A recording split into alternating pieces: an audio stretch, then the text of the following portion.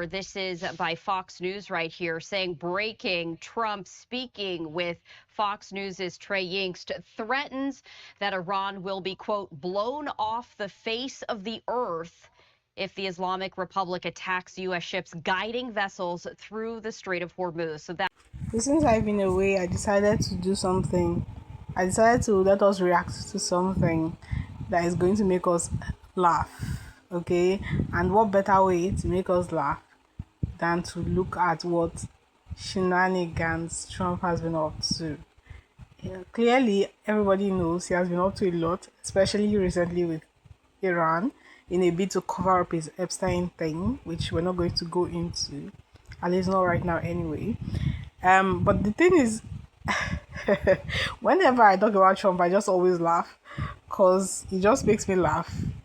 Because he reminds me of those school bullies, like, especially in this situation, he reminds me of those bullies in like nursery school or primary school who just they just disturb you. You haven't done anything, you're just in your own lane, and they come and they disturb you, they push you, they hit you, they say things to you, whatever.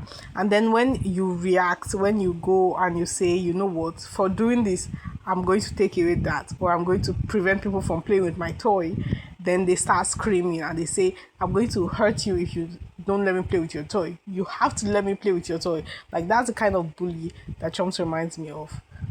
Like, that's the kind of bully Trump reminds me of. That's what he brings to mind. Like, you go and you attack somebody, and then when he says, I'm not going to let you get access to this toy, you start screaming and you start threatening and you start saying you're going to blow them off the face of okay, all right.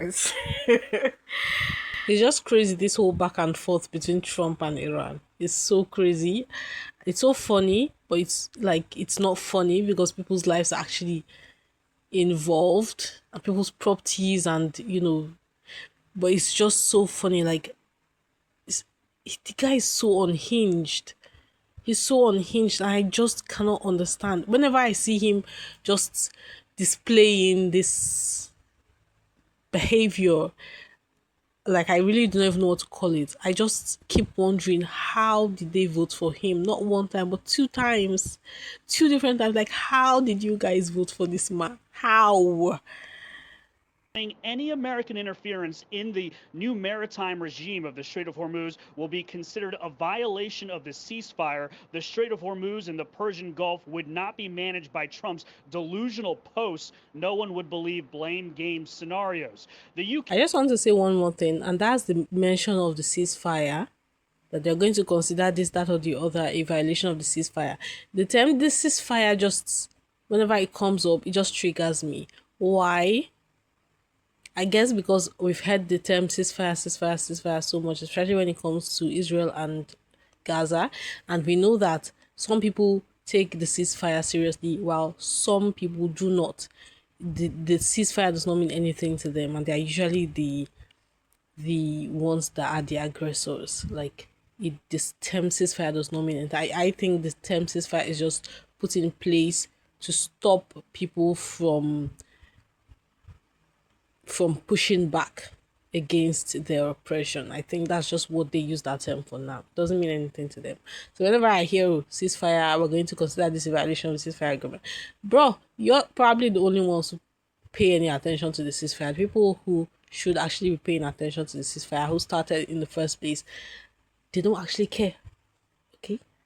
Okay, I'm going to stop ranting now. Anyway, let's check out the comment section and have a little party before we go. Look, someone said President Trump, Angel of Peace. He's the one who wants an award. So, yeah, Angel of Peace is probably the right one for him.